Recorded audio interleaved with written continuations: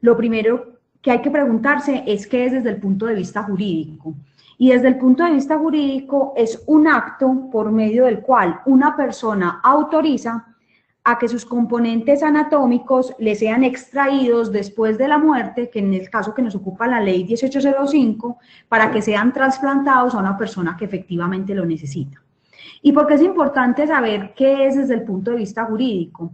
Porque dice dos situaciones que son importantísimas. La primera, que es un acto que es jurídico y que por tal motivo debe cumplir unos requisitos establecidos en la ley, pero también establecidos en la Constitución Política de Colombia. Pero adicionalmente a eso es un acto en el cual pretende otorgarse una manifestación de voluntad. Y la manifestación de voluntad, para que sea inequívoca desde el punto de vista jurídico, debe cumplir varios requisitos.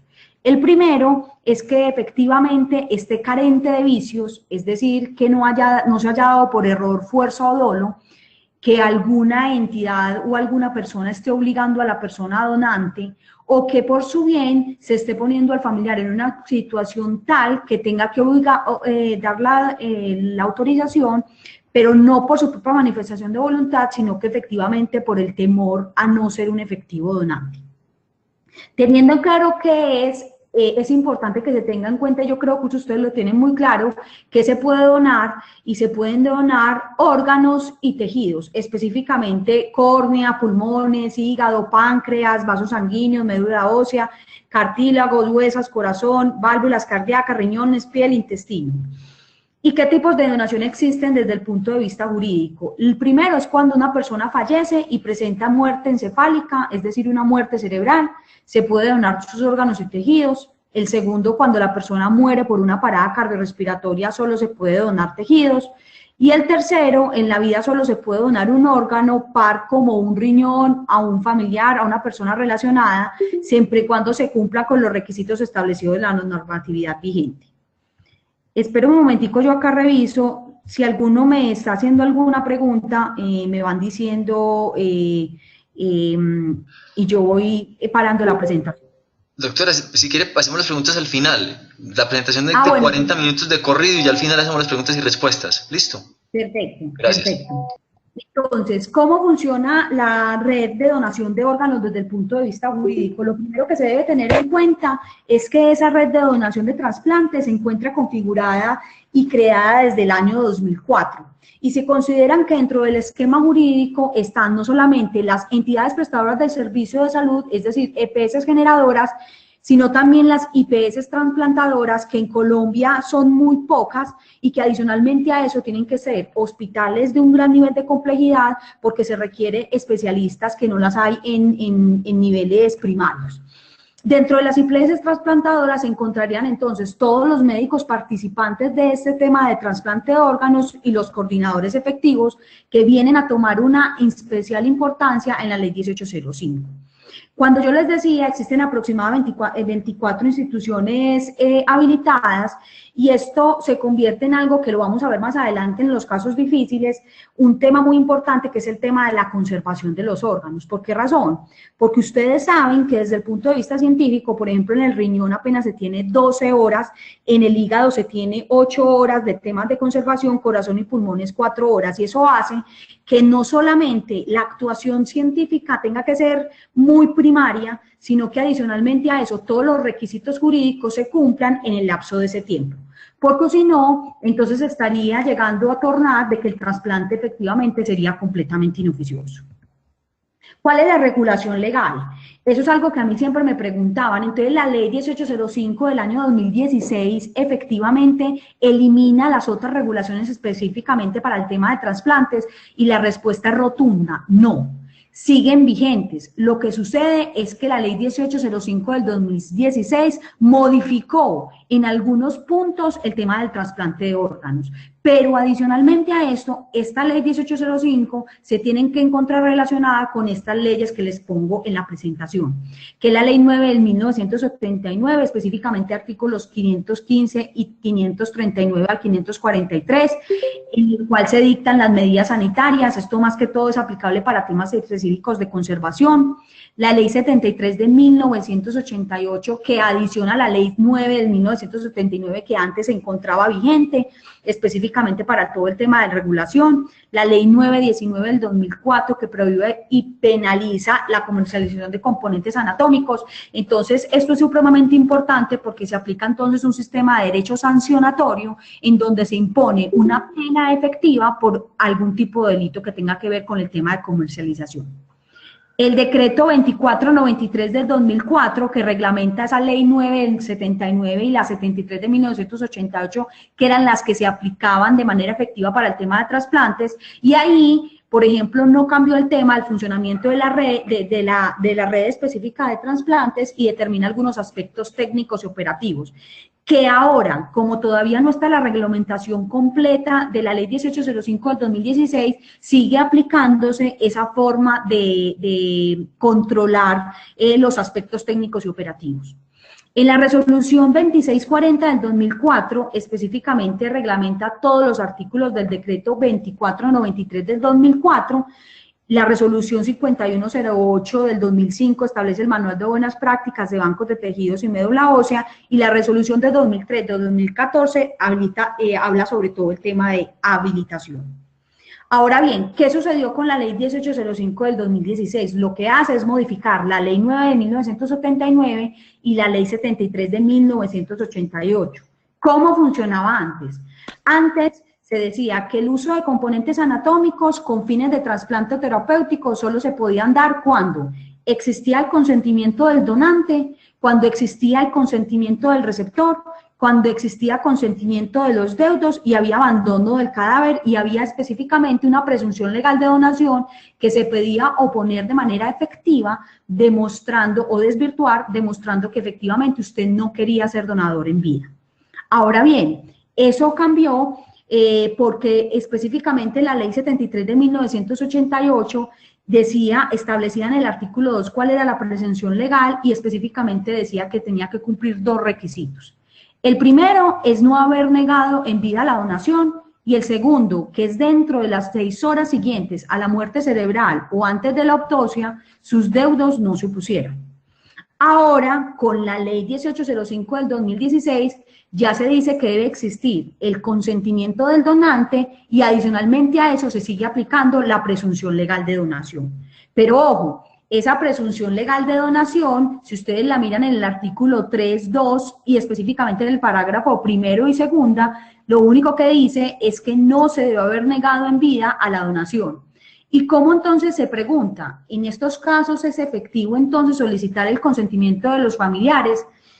La ley no es taxativa y en ningún momento menciona de manera directa si efectivamente se le debe solicitar ese consentimiento a los familiares. Sin embargo, existe una circular número 7 del 2017 del Ministerio de Salud que dice que si bien no es necesario solicitarle ese consentimiento informado a los familiares, sí se le debe pedir a esos familiares como una entrevista familiar y específicamente para temas de fines de ayudas terapéuticas, es decir, para poder hacer entender por qué razón es necesaria esa donación de órganos, cuáles serían sus beneficios, cuáles efectivamente serían los riesgos, efectivamente si los existen, y por tal motivo comentar si existen algún tipo de situaciones, antecedentes personales, familiares o de comorbilidades y patologías específicas que se deben tener en cuenta para determinar si la persona puede ser donante o no. Pero entonces la respuesta es básica. La respuesta es que ya solamente con la ley 1805 del 2016 se exige solamente la manifestación de voluntad inequívoca de la persona que va a realizar el trasplante, es decir, el que efectivamente va a realizar el mismo. Ahora bien, para los familiares no se exige en ninguna de las circunstancias, a no ser que nos estemos encontrando en los casos difíciles, que son los que vamos a hablar al final. Entonces, básicamente lo importante que se tiene que tener en cuenta es que existe solamente una obligación legal, y esa obligación legal es determinar si ese paciente en vida ha dado o no el consentimiento efectivo para que se dé el trasplante. ¿Y cómo se puede comprobar esto? Entonces, se puede dar de dos maneras. Mediante un documento escrito que deberá autenticarse ante notario público y radicarse ante el Instituto Nacional de Salud, o al momento de la afiliación de la empresa promotora de salud EPS, la cual estará obligada a informar al Instituto Nacional de Salud. Aquí les voy a decir varias cosas. En primer lugar, la primera pregunta que todos los que están trabajando en el tema de trasplantes se harían: ¿y qué pasa si no se hizo el registro ante el notario? Entonces esa manifestación quedaría entonces sin ningún tipo de validez, y la respuesta es no. ¿Por qué razón? Porque esos son temas netamente de formalidad de publicidad. Y la formalidad de publicidad en Colombia no es considerado un requisito sustancial, sino un requisito procesal. Y al ser un requisito que es netamente procesal, usted puede demostrar por medio de otras pruebas relacionadas que usted no quería ser donador en vida. Les pongo un ejemplo. Yo hice un escrito, lo autentiqué en notaría, pero se me olvidó registrarlo ante el Instituto Nacional de Salud. Pero resulta que yo en Facebook todo el tiempo coloco que me opongo completamente al tema de la donación. Entonces, desde ese punto, los familiares podrían decir: si bien nosotros nos registramos ante el Instituto Nacional de Salud, si hay pruebas, por ejemplo, por el Facebook, por una carta previa que dejó el paciente, por una manifestación expresa al médico que lo está tratando, que dice que no quiere ser donador, ahí se consideraría que se estaría cumpliendo ese requisito de ausencia de consentimiento informado. Entonces, lo que tiene que quedarse claro es que el solo registro solamente atenta a la publicidad, pero es un tema netamente probatorio. En segundo lugar, con respecto al tema también del documento escrito, hay dos posturas. Hay una postura que es completamente restrictiva y que se dice que la aplicación de la ley debe ser completamente exacta. Y desde ese punto de vista se dice que al ser exacta se debe exigir esa el médico solamente debe corroborar que existe esa autenticación ante el notario y el registro ante el Instituto de Salud cuando ustedes llaman a preguntar si efectivamente la persona se opuso o no a esto, pero eso tiene varios problemas. Primero, el tema de la tecnología, que ustedes saben que los sistemas de salud colombiano no son los más hábiles.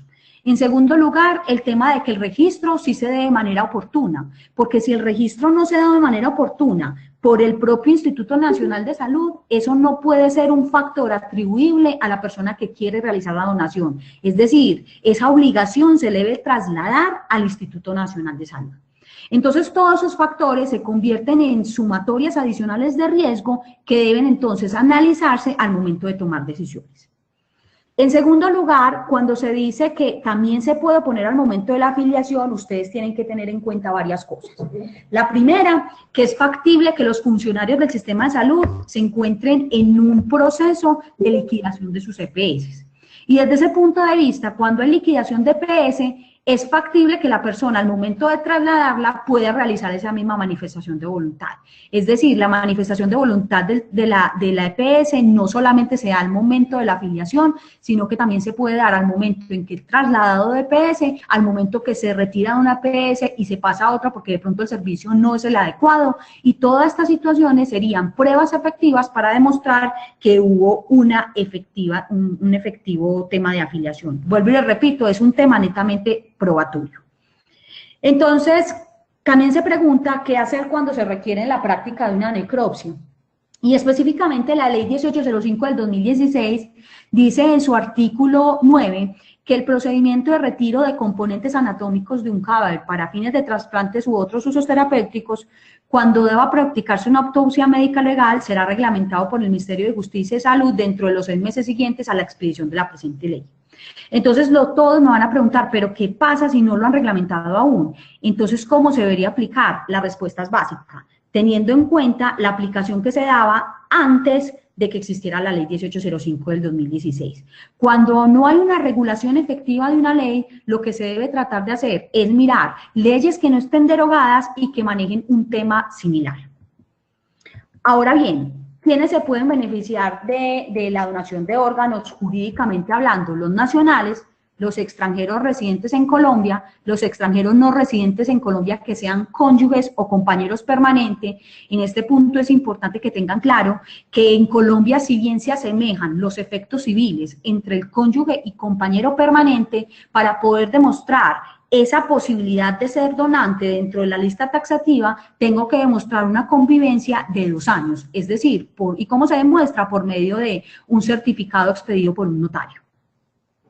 Extranjeros no residentes en Colombia cuando se compruebe debidamente que los tejidos disponibles son suficientes para cubrir la demanda interna. Y eso porque es muy importante. porque se pueden aplicar sistemas de corrupción en donde efectivamente se pretenda darle algún tipo de favoritismo al extranjero y primero se tiene que comprobar que efectivamente hay la posibilidad de primero evacuar todos los nacionales, todos los extranjeros residentes en Colombia y por último los extranjeros no residentes, es decir, se hace como un descarte de manera de importancia empezando por los nacionales.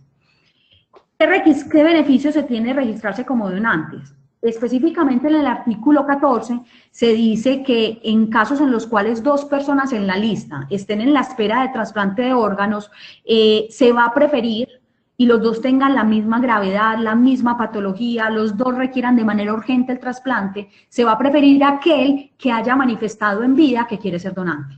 ¿Y eso por qué razón? Es una forma de privilegiar a aquellos que efectivamente están protegiendo el sistema de trasplante de órganos. Entonces vamos acá a los puntos neurálgicos. Los puntos neurálgicos son los que más complicaciones tienen y son el caso de los menores de edad para ser donante. Previamente a eso, considero indispensable que ustedes tengan en cuenta varias situaciones. En primer lugar, la Ley 23 de 1981. Si bien cuando ustedes analizan toda la reglamentación de la Ley de trasplante de órganos, en ningún momento se menciona la Ley 23 de 1981 y su decreto reglamentario 3380, sí debe ser aplicable para los casos de trasplante. ¿Por qué razón? Porque las personas que están vinculados en el sistema, como los que efectivamente hacen las intervenciones quirúrgicas, hacen la conservación de los órganos y los tejidos y hacen el trasplante efectivo, son profesionales de la salud. Y por tal motivo, la mayoría de estos son médicos. Y los médicos se les aplica esa Ley 23 de 1981 que parte de varios principios. Y los principios que son aplicables para la Ley de trasplante de órganos son los principios efectivos de beneficencia, en donde lo que se pretende es aplicar la situación más favorable, no solamente para el paciente que va a ser el donador del órgano, sino también aquel que va a ser el receptor del mismo. Y esto es supremamente importante que lo tengan en cuenta porque si no se aplica la Ley 1805 del 2016 de una manera coherente con el sistema legal que les mencioné con anterioridad y el sistema constitucional, los médicos pueden estar inmersos no solamente en procesos civiles, administrativos, sino también procesos éticos y procesos disciplinarios en las instituciones donde ustedes laboran, pero adicionalmente a eso en procesos penales por ejemplo, vulneración de derechos fundamentales como el de la vida o lesiones personales culposas. Por otro lado, además de la Ley 23 de 1981, es importante que ustedes tengan en cuenta la Ley 1164 del 2007. Esta Ley 1164 del 2007 es la encargada del talento humano en salud. Y si bien para muchos puede ser descabellado estudiarla en este contexto, desde mi punto de vista no lo es, porque base de nuestro sistema constitucional, es decir, que todas las normas se encuentran interconectadas. Y desde ese punto de vista, la Ley de Talento Humano especifica cuáles son las obligaciones de cada uno de las partícipes de esa ley de trasplante de órganos. Por otro lado, toda esta Ley de Talento Humano, en relación directa con la Ley 23 del 81, establece cuáles son esos principios bioéticos que se deben aplicar en este tipo de situaciones y que son importantes antes de entrar a analizar los casos de los menores de edad. Y específicamente dice que dentro de los principios aplicables está el principio de equidad, el principio de solidaridad, el principio de calidad y ética, que si ustedes leyeron el escrito que yo hice, ahí se encuentran relacionados de manera taxativa por qué razón son aplicables en la Ley 1805 de 2016. Ahora bien, es importante tener claro, antes de entrar a analizar el tema de los menores de edad, la diferencia que existe entre el cuerpo humano y el cadáver. ¿Por qué razón es importante tener en cuenta esta situación? Porque si bien es cierto que el cuerpo humano es considerado una parte integral de la persona, la cual es sujeto de derechos y por tal motivo también de obligaciones, se debe analizar si cuando ya se está frente a un cadáver estamos frente a un bien jurídico, una cosa o un objeto. Y específicamente cuando se va a relacionar todo el tema de trasplante de órganos, se puede determinar que tanto los órganos como los tejidos son considerados como cosas. ¿Por qué como cosas? porque son aquellas entidades que pueden llegar a pertenecer al patrimonio de una persona, es decir, pueden ser objeto de trasplante. Ahora, teniendo claro esos puntos, que vuelvo y les repito, se encuentran mucho más amplios en el escrito que yo realicé, vamos a centrarnos en los temas de los menores de edad que pueden ser donantes. ¿Por qué razón? Porque ustedes deben partir de esta regla general. La ley 1805 del 2016 dijo que todos los colombianos mayores de edad somos donantes. Pero ¿dónde se aplican las vicisitudes? Cuando, por ejemplo, en el caso de mayores de edad que no pueden dar su consentimiento informado porque tienen algún tipo de discapacidad, que ahí se aplicaría el tema de la aplicación de utilizar un guardador que efectivamente sea la persona que dé la manifestación por él mismo, pero los casos más complejos es los casos de los menores de edad. Y sobre esto hay varias posturas que obviamente al momento de realizar el escrito y de estudiar sobre este tema, lo primero que yo analicé fue la jurisprudencia española, que es la que nos lleva más años luz desde el punto de vista jurídico en temas de trasplante, y hay ciertos puntos que pueden ser aplicables en Colombia porque se encuentran regulados por el Código Civil colombiano. Entonces, analicemos específicamente esos casos difíciles. En esos casos difíciles, lo primero que quiero decirles es que en el artículo 15 de manera taxativa dice que los menores de edad podrán ser donantes de órganos y tejidos siempre y cuando su representante legal expresen su consentimiento informado. Entonces, a mí este tipo de leyes me genera mucha gracia porque pareciera ser que se parte de la idea de que el lector de la ley no tiene un conocimiento mínimo, así sea de las normas coloquiales y de la Real Academia Española. Porque si ustedes los miran, ahí dicen que los menores de edad podrán ser donantes, pero en realidad en ningún momento se le da la potestad a que los mismos decidan si quieren o no serlo. Y desde ese punto de vista, lo que se dice es que los que deben dar el consentimiento son los padres, y si los padres no dan el consentimiento de manera libre y voluntaria, efectivamente no le existiría. ¿Qué sanciones entonces se aplica para la ley? Específicamente aquí se dice cuáles son las conductas que vulneran el sistema de seguridad social, de salud, derecho a la salud. Específicamente se pueden contribuir, como les digo, procesos civiles, penales, administrativos y penales, y vamos a analizar entonces esos casos difíciles que serían básicamente 3. El primero es cuando un menor de edad, cuando el padre y la madre tienen diferentes posiciones al respecto. Sobre este punto, lo primero que se debe partir es que siempre cuando se está en un caso difícil, se debe tomar la decisión que sea más conservadora desde el punto de vista de la interpretación de la ley. ¿Y por qué razón esto debe tomarse así? Porque lastimosamente, si ustedes se extralimitan en la interpretación de la ley, el juez posteriormente o el funcionario de la supervisión de la aplicación de la ley podría decir que ustedes se extralimitaron en sus funciones y por tal motivo podría existir algún tipo de sanción disciplinaria. Específicamente en este primer caso, si ustedes vieron el escrito, en la ley 27 de 1977 se dice que para efectos legales, llámese mayor de edad a todo aquel que haya cumplido 18 años. Entonces, esto quiere decir en contraposición que la ley 1805 del 2016 dijo que aquellos que sean mayores de 18 años se presume que son donadores, siempre y cuando en vida no hayan manifestado una contraposición sobre la ley. Pero se dice que esos menores de edad deben dar el consentimiento informado, libre de vicios, por medio de sus padres. ¿Qué sucede? Este tema, se los aseguro que va a ser tratado de manera mucho más rigurosa en un futuro, porque es un tema que toca netamente con el sistema constitucional y es en el siguiente sentido. Cuando vamos a hablar de menores de 18 años, jurídicamente existen 2 tipos de menores de edad. Existen menores de edad que son considerados aquellos impúberes y aquellos menores de edad que son considerados un menor adulto o púber, y se considera que los menores de edad impúberes van de los 0 a los 12 años y se considera que aquellos que tienen de 12 a 18 son considerados púberes. Entonces, ¿Por qué razón les digo que esto tiene que ver en un futuro con el sistema constitucional? Porque estoy segura que en un futuro van a existir sentencias, así como pasó, por ejemplo, en los casos de cambios de órganos, en los casos, por ejemplo, de aceptar o no el aborto, en casos específicamente que han tenido algún tipo de conflicto ético, esto algún día va a llegar a analizarse. ¿Por qué razón?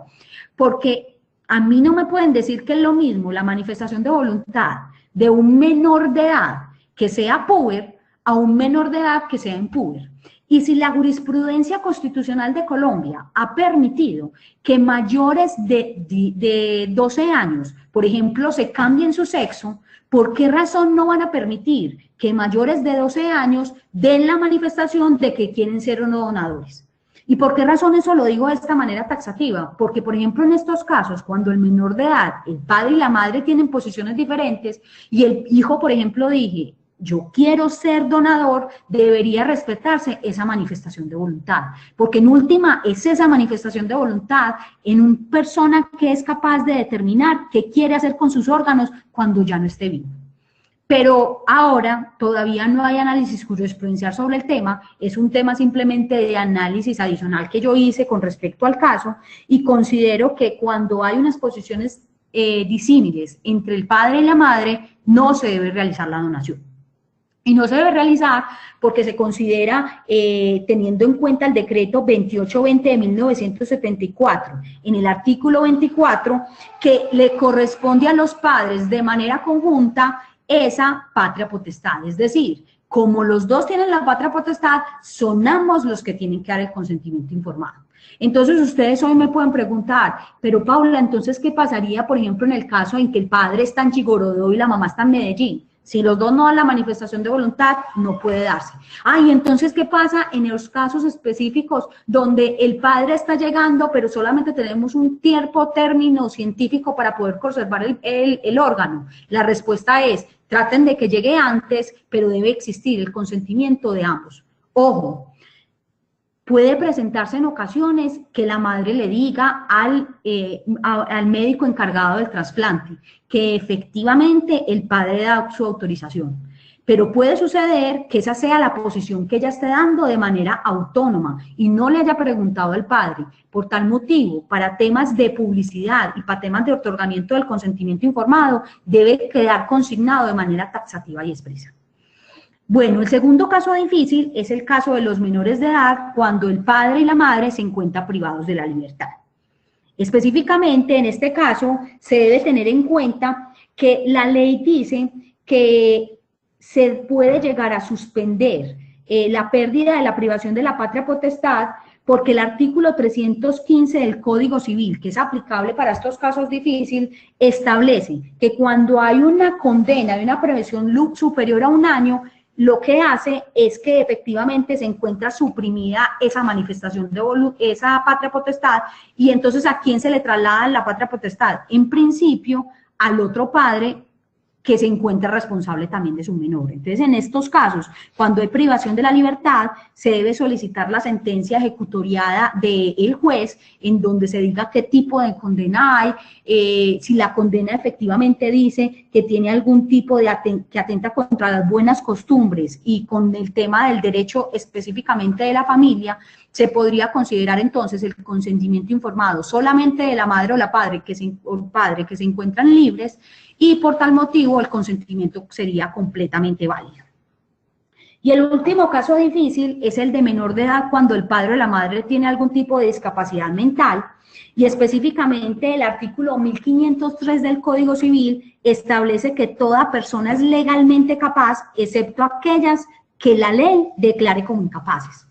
La ley entonces ha establecido que existen 2 tipos de incapacidad a saber, la primera es una incapacidad absoluta y la segunda es una incapacidad relativa y específicamente en nuestro sistema, la ley 1805 del 2016, es importante aquel caso establecido en el artículo 1504 del Código Civil, pues dicho artículo manifiesta que es ese incapaz absoluto cuando una persona tiene algún tipo de discapacidad mental.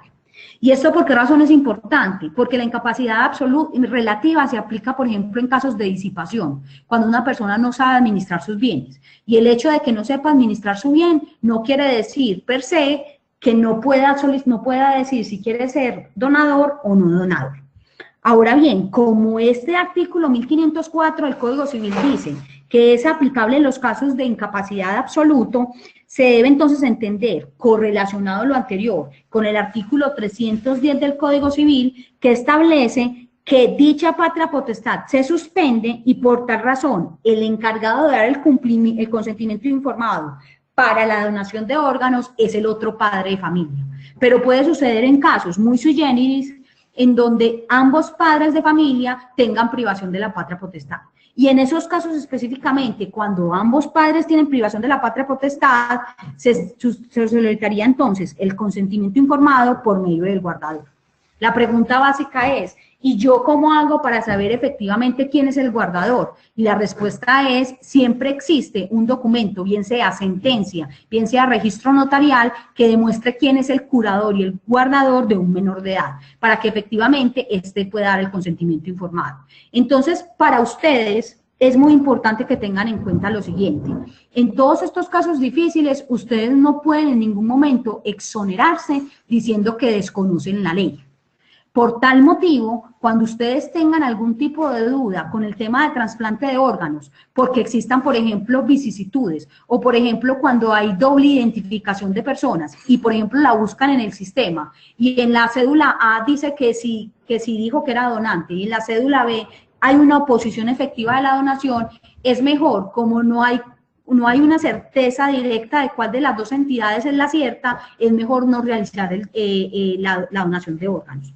Porque, ¿qué sucede? Cada vez más la jurisprudencia y el sistema judicial colombiano se vuelve más garantista de los derechos constitucionales de la persona que tiene menores garantías. En este caso, la persona que tiene menos conocimientos técnicos científicos. Y en este caso serían los familiares y el propio paciente, porque no son médicos tratantes y mucho menos conocen el tema de trasplante de órganos. Esto es muy importante tenerlo en cuenta para temas efectivos de algún tipo de sopesar casos difíciles. Ahora bien, recuerden que los consentimientos informados tienen que cumplir unos requisitos que se encuentran en la Ley 23 de 1981 y esos requisitos específicos es que ese consentimiento informado debe ser claro para temas de menores de edad y debe estar firmado por padre y madre. Se le debe explicar cuál es la razón de la donación, por qué razón es importante la donación, cuáles serían los criterios para que el hijo efectivamente sea un donador. Pero adicionalmente a lo anterior se debe dejar claro que en caso de que existan algún tipo de problemas de estos casos difíciles, como por ejemplo que hay diferentes posiciones, cuando alguno se encuentre privado de la libertad, cuando alguno tenga algún tipo de discapacidad mental, se debe siempre solicitar la sentencia judicial, se debe solicitar siempre el registro de que efectivamente esa persona es el guardador del menor de edad. Si no se da de esa manera, entonces no existiría un consentimiento informado válido. Entonces, si ustedes analizan el contexto legal del tema del trasplante de órganos, se pueden dar cuenta que en términos generales sigue sucediendo lo mismo. Lo único que se modificó es el tema de la presunción legal y la forma en cómo se debe probar. Quiero que les quede claro que en ningún momento el tema de la publicidad debe prevalecer sobre el tema de la parte sustancial y de fondo de la Ley 1805 del 2016. Si existe alguna forma de comprobar de manera efectiva que ese menor de edad, que ese mayor de edad dio su manifestación de voluntad de manera inequívoca, hasta el momento se debería tomar en cuenta, a no ser que exista una regulación efectiva, contundente, clara, sin ningún tipo de manifestaciones superfluas que efectivamente puedan demostrar quién es el que está dando el consentimiento informado. Eso básicamente tiene que ver con el tema jurídico de la donación. ¿Tienen alguna duda?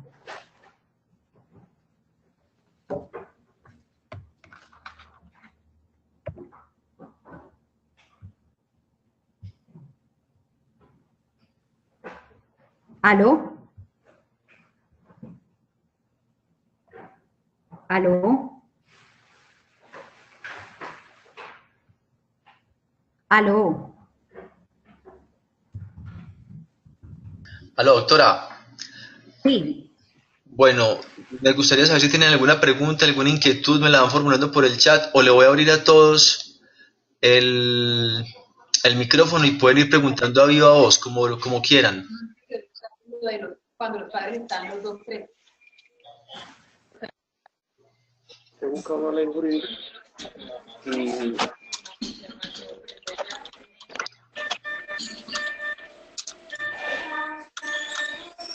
¿Cómo hago para escribir, Alex? Se mete al chat. ahí. O digitan la pregunta y yo se la transmito a la doctora, como quieran. Como les quede más fácil. Se bloqueó, ¿cierto?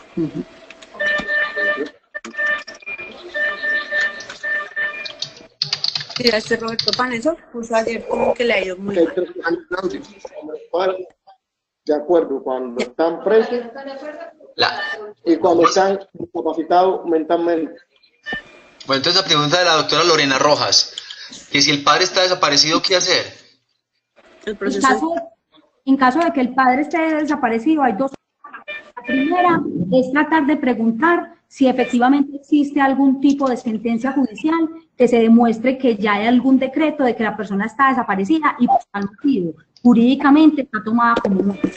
En caso de que eso sea así, la patria potestad se le trasladaría al otro padre que se encuentra vivo.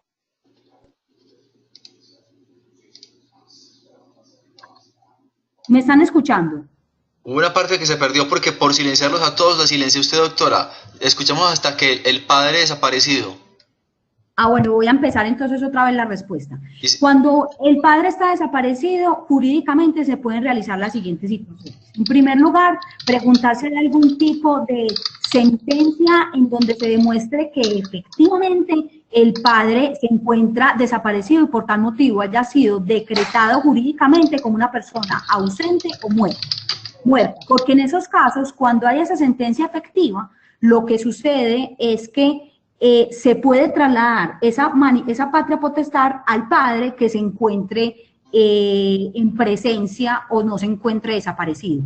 Pero hay una segunda postura, y la segunda postura es que si no hay ese documento contentivo por parte del juez, en principio no podría perfeccionarse la manifestación de voluntad, porque tal como yo se los dije, la patria potestad se encuentra en cabeza tanto de padre como de madre. Bueno, siguiente pregunta de la doctora Ángela. En caso de doble identificación, ¿cómo es posible que haya doble registro? ¿No se supone que se realiza esta con el número oficial de identificación? Efectivamente, pero muchas veces sucede que te entregan dos tarjetas de identidad o dos cédulas de ciudadanía.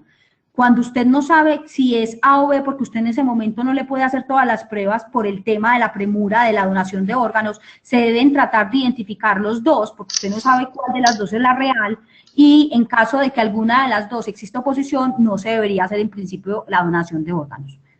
Si alguna de las respuestas no les queda clara, me dicen y yo se las vuelvo a responder. Hay una pregunta de la doctora Diana Ruiz Rodríguez y dice, buenas noches, no me quedó claro el proceso en caso que se requiera necropsia. Específicamente cuando se habla del tema de el tema de la necropsia, se debe seguir la reglamentación que se encontraba vigente con respecto al tema de la norma anterior, es decir, todo lo regulado en la Ley 9 de 1979 y lo regulado también en la Ley 8, la Ley 979, la Ley 73 de 1988. Bueno, otra pregunta, doctora, buenas noches. Quería saber, en el caso de los pacientes sordomudos, ¿se consideran con discapacidad absoluta a pesar de Para tener nada. educación y preparación con capacidad de comunicación por señas? No tienen ningún tipo de discapacidad absoluta. Los sordomudos en Colombia, cuando se dan a entender, vuelvo y les repito, son considerados con algún tipo, son considerados discapaces, pero si se pueden dar a entender, el consentimiento sería válido. Cosa diferente es que el sordomudo no se puede dar a entender ni por señas. Si no se puede dar a entender ni por señas, se consideraría entonces que ese consentimiento sería inválido. Bueno, la doctora Diana Ruiz Rodríguez, existe un... Pero esperen, les voy a decir la última cosa, Edison, y me disculpa. En la mayoría de las instituciones no existe un traductor de sordomudos. Uy, Y desde ese punto de vista, el consentimiento informado, después los pacientes podrían decir que se encuentra viciado porque efectivamente no hay forma de comprobar que sí se haya dado ese consentimiento de manera válida.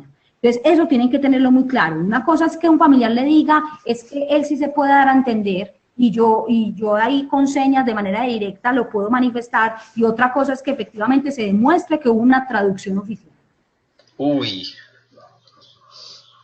Bueno, nunca nos ha tocado un caso de esos en la vida real de estar enfrentando un operativo de donación. Sin embargo, pues entonces es un tema para tener presente, porque imagínense si uno comete la ligereza de tirar para adelante un proceso de donación y resulta que era sordomudo y no había traductor oficial de lenguaje por señas, mete la pata hasta el fondo. Es que los sordomudos en Colombia son considerados como con discapacidad absoluta. Si no se pueden dar a entender por medio de señas o por algún tipo de manifestación inequívoca. Y vuelvo y repito, usted si no sabe el lenguaje de señas, usted no puede decir que usted lo sabía traducir. Bueno, otra pregunta de la doctora Diana Ruiz. ¿Existe un tiempo para retractarse una vez los papás han dado autorización para la donación? Eso tiene que ver más con el tema técnico-científico. Yo les decía ahorita, y ustedes me corrigen, que para el tema de conservación se aplica, por ejemplo, para riñones 12 horas, hígado 8 horas, corazón y pulmones 4 horas. El término está directamente relacionado con la posibilidad que se pueda hacer el trasplante. Pero efectivamente un padre se podría retractar y si todavía hay tiempo para hacer el trasplante, lo podría hacer. Bueno, otra pregunta. Tengo entendido que según la sentencia T401 de 1994 es la que define menor de edad. El menor adulto va de 14 a 18 años. Quisiera confirmar si es de 12 o 14 años. Y en estos casos, si el menor adulto expresó de alguna forma, documentó voluntades y los padres se oponen, ¿qué conducta tomar? Esa pregunta es muy interesante. Efectivamente, la sentencia T401 de 1994 estableció la diferencia entre 12 y 14, pero les voy a explicar por qué razón. Porque antes se consideraba que las mujeres eran impúberes hasta los 12 años y se decía que los hombres eran impúberes hasta los 14. Porque se decía que las mujeres teníamos más capacidad éramos mucho más maduras que los hombres a esa edad. Sin embargo, esa sentencia fue declarada, esa norma fue declarada inconstitucional porque se decía que entonces se estaba vulnerando el principio de equidad de los géneros masculino y femenino, y por tal motivo se consideró que para ciertos efectos se debía tomar a partir de los 14 años. En este caso específico de 14 a 18 es cuando, por ejemplo, el menor de edad va a contraer matrimonio. En este caso se considera que usted es apto o puede manifestar su consentimiento a partir de los 14 años. Entonces, la definición en últimas es que el menor adulto o el impúber es considerado de los 12 a los 14 y de adelante los púberes, que serían los 14 a los 18. Y la segunda respuesta, la segunda parte de tu pregunta es bastante complicado. ¿Por qué razón? Porque yo se los dije ahorita cuando les estaba haciendo la exposición. La ley 1805 dice que se presume que es donante aquellos mayores de edad y se dice que los menores de edad no son donantes, tiene que presentarse el consentimiento informado por parte de los padres. ¿Qué sucede? Cuando la ley dice que para ser mayor de edad en Colombia tiene que ser de 18 años, es decir, que si el menor dice yo quiero y los papás se oponen, hay que primero primar el consentimiento de los padres, así sea completamente contrario a la parte científica. Pero jurídicamente prima la manifestación de voluntad de los padres o la manifestación de voluntad del menor. Vuelvo y le repito, yo creo que en un futuro eso se va a empezar a replantear por los casos que yo les manifestaba, el caso de cambio de sexo. Ahora se dice que si el menor dice, mamá, es que yo me siento más como una niña, deme la autorización. Si el niño lo manifiesta después de cierta edad, se puede autorizar. Lo mismo yo creo que llegaría a pasar en el tema de donación de órganos. Pero hasta el momento, doctora Ángela, eso no se encuentra de manera taxativa en ningún tipo de ley. Bueno, otra pregunta del doctor Spoon. Buenas noches. En los casos de gestantes menores de edad, ¿cuál sería la normativa? Bueno, específicamente en los gestantes menores de edad, lo que se debe tomar en cuenta es la aplicación efectiva de la regulación de los menores de edad. y serían la madre y el padre los que tendrían que dar el consentimiento informado. Se aplicaría de manera directa lo mismo que aplica para un menor que no es gestante.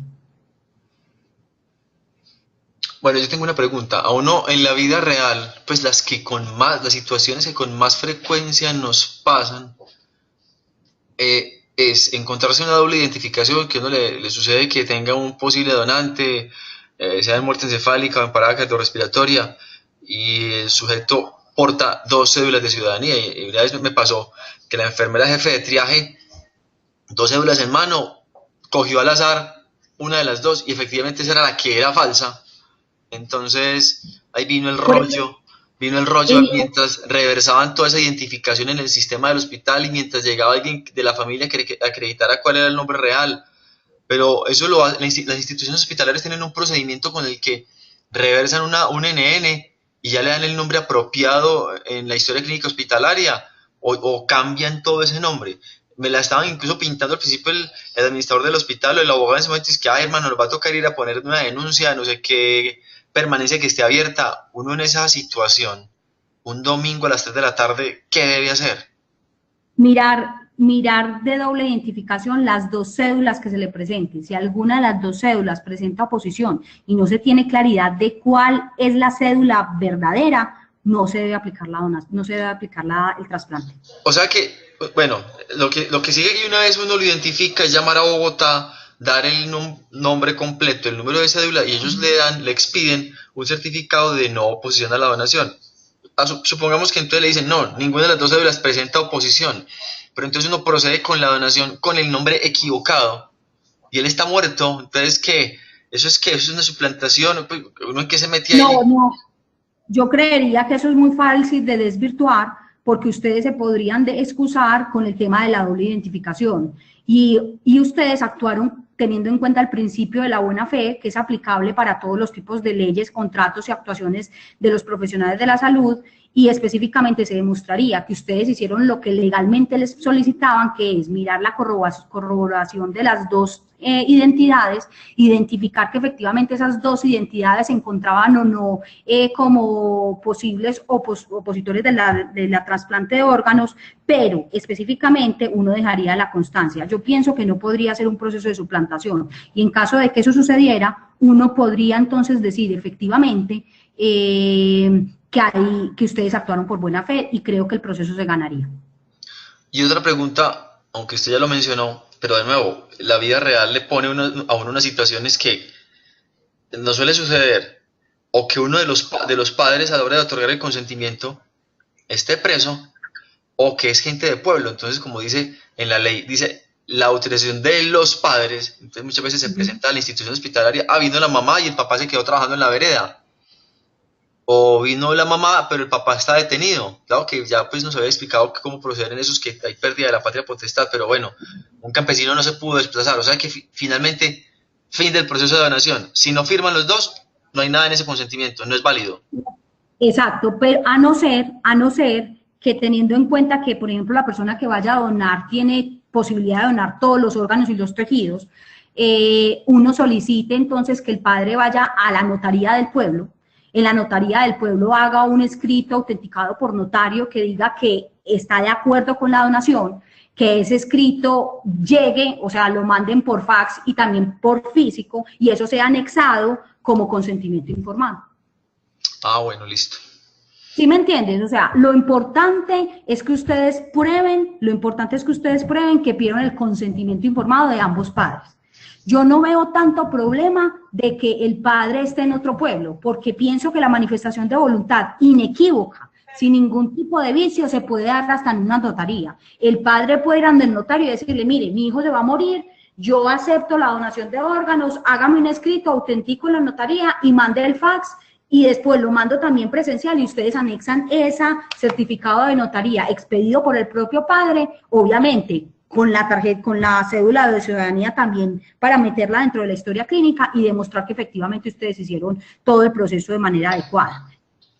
Esa es la forma de solucionar ese tipo de problemas, pero no por eso pueden ustedes pensar, es que la madre me dijo que el padre se está de acuerdo. No, tiene que existir algún tipo de prueba, porque o si no, ustedes estarían vulnerando el principio de manifestación de voluntad, que en Colombia está ligado con la vulneración de derechos constitucionalísimos y que por tal motivo se generan inconvenientes éticos, disciplinarios y procesos también administrativos y civiles.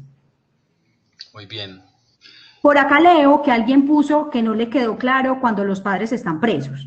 Yo lo explicaba de manera, ese fue el doctor Richard.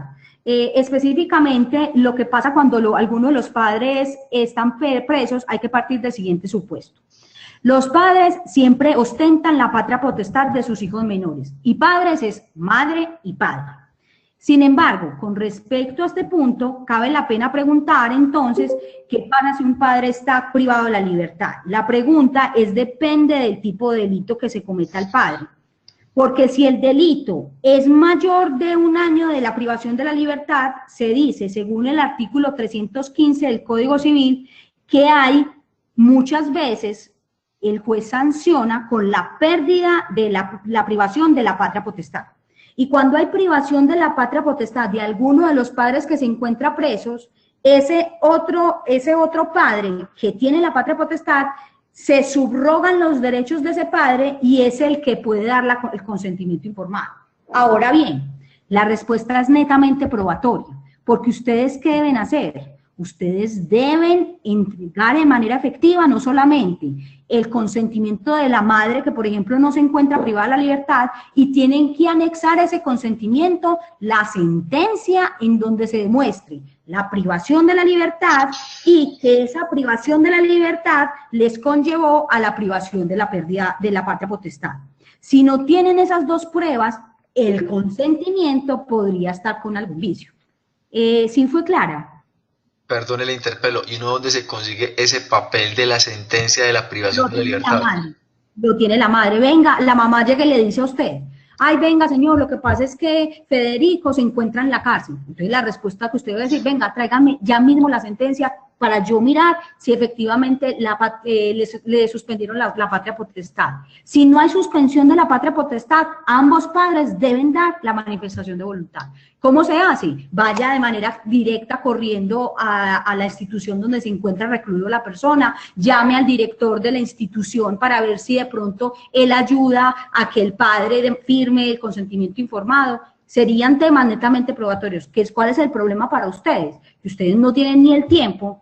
Y adicionalmente eso, técnicamente es muy difícil hacer una conservación de órganos y tejidos cuando tiene tan poco tiempo para hacerse todo el proceso. Hay una pregunta adicional, de pronto va en ese mismo sentido. Doctora, ¿cuánto tiempo se demora en salir las sentencias judiciales en los casos difíciles, ya que usualmente tenemos el tiempo en contra? ¿Y quién debe solicitar esta sentencia? ¿La familia, el médico, el coordinador, la institución? Bueno, yo cuando les hablaba de las sentencias, por ejemplo, específicas, debe ser los médicos tratantes. Cuando hay, por ejemplo, privación de la patria potestad, que lleve correlacionado la privación, cuando hay privación de la libertad, que lleve correlacionado pérdida de la patria potestad, esa sentencia la tiene la familia. ¿Quién la debe solicitar? El médico tratante, la persona que es la encargada de hacer el consentimiento informado. Ahora bien, las sentencias judiciales ya tuvieron que haber salido, porque también puede decirte, por ejemplo, alguien, mire, lo que pasa es que mi esposo hace 3 meses se metió a robar a un banco y en este momento está en proceso de imputación y todavía no lo han sancionado. En ese caso específicamente todavía no hay privación de la patria potestad y por ese motivo ambos padres, madre y padre, podrían dar el consentimiento informado. ¿Cuál es el problema? Las sentencias judiciales se pueden demorar años. Años y son años de los años, 10 años, porque siempre hay primera y segunda instancia. Muy bien. Otra pregunta, no entendí, en caso de una madre menor de edad, ¿quién toma la decisión, los abuelos o la madre? Bueno, específicamente en el caso de la menor de edad, cuando el caso de la menor de edad, que es una madre menor de edad gestante, pero la pregunta fue de madre menor de edad gestante, entonces en ese caso no aplicaría, sería una menor de edad que ya es madre. Esa sería la pregunta. Sí. Una madre menor de edad que ya es madre. Sí. La madre entonces tendría en este caso, como es menor de edad, todavía no puede ejercer de manera directa la patria potestad. Normalmente los jueces nombran guardadores de esa patria potestad, mientras que la madre cumple 18 años y por tal motivo serían los abuelos los que deberían dar el consentimiento informado. Bueno, hay una pregunta del doctor Paneso. ¿Y por teléfono se graba mientras llega el documento de autorización? Importantísimo, deben tener en cuenta lo siguiente. Jurídicamente, las pruebas de teléfono son bastante complicadas porque se elimina el tema de publicidad. Yo que les recomiendo que en vez de ser de teléfono lo hagan por medio de WhatsApp. ¿Por qué el WhatsApp? Porque el WhatsApp es considerado en Colombia una prueba documental. Y por tal motivo, en momentos de oposición se puede solicitar que esa prueba documental sea controvertida por medio de la ratificación del documento. Ahora bien, si usted va a solicitarla por teléfono y no por WhatsApp, van a suceder las siguientes situaciones. Tiene que grabarla obligatoriamente, porque si no la graba, no va a existir prueba efectiva. Pero adicionalmente a eso, tiene que manifestarle a la madre del menor que la va a grabar. Si usted no le manifiesta a la madre del menor, mire, yo voy a grabar esto para que usted me diga que usted autoriza, dígame su nombre completo, su cédula de ciudadanía, ¿está de acuerdo con la donación? Ese consentimiento sería inválido, porque la madre en un futuro podría decir, qué pena, es que usted nunca me pidió la autorización para grabar. Y por tal motivo, la grabación que usted presenta en un proceso va a ser completamente inválida, porque usted no pidió la autorización para que fuera grabada. Entonces deben de tener en cuenta esas dos cosas. Primero, el tema de la grabación es supremamente grave, porque muchas veces sucede que esa grabación no es la más óptima, deben pedir autorización para grabar, debe existir un consentimiento completamente válido, es decir, sin ningún tipo de vicio ni vulneración del consentimiento, porque si no, no quedaría entonces estructurado. Y hay dos preguntas adicionales ya para que terminemos. ¿Quién hace el consentimiento informado? ¿El médico tratante?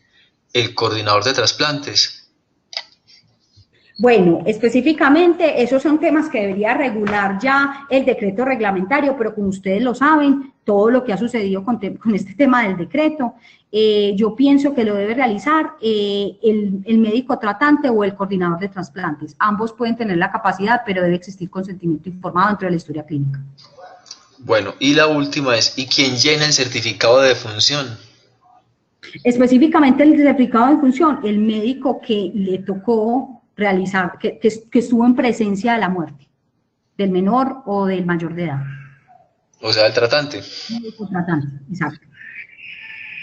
Bueno, si surgen preguntas posteriores durante esta semana, que el tema pues es supremamente interesante y ha sido muy ilustrativo los ejemplos reales que nos ha puesto usted, pues los invito a que por favor las hagan a través del foro. Les agradezco a todos la asistencia, especialmente a la doctora, pues que es una persona pues muy formada y muy informada en estos temas de donación. Así que pues no me queda más que darle gracias a todos los asistentes, especialmente a la doctora Paula Loaiza. Que tengan buena noche. De todas maneras, por si algún momento tienen algún tipo de duda, porque yo sé que ustedes no tienen la posibilidad de tener de manera constante pues un abogado, yo les voy a dejar mis datos, mi correo electrónico y mi celular. Lo voy a poner acá en un mensaje para que si en algún momento tienen algún tipo de situación urgente, es mejor que me escriban a mí que después se metan en un problema judicial. Doctora, muy amable, le agradecemos la deferencia pues al darnos esa información, esta conferencia y al ponernos pues a la orden esa asesoría. Buenas noches para todos y hasta luego. Voy a cerrar el salón para que pues apuren a copiar el teléfono de la doctora.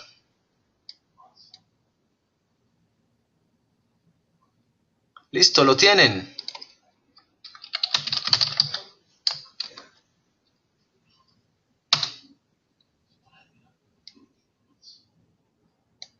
No responden.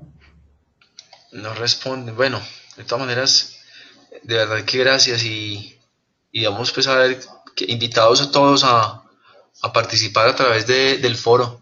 Listo. Gracias, hasta pronto. Bueno, que estén muy bien.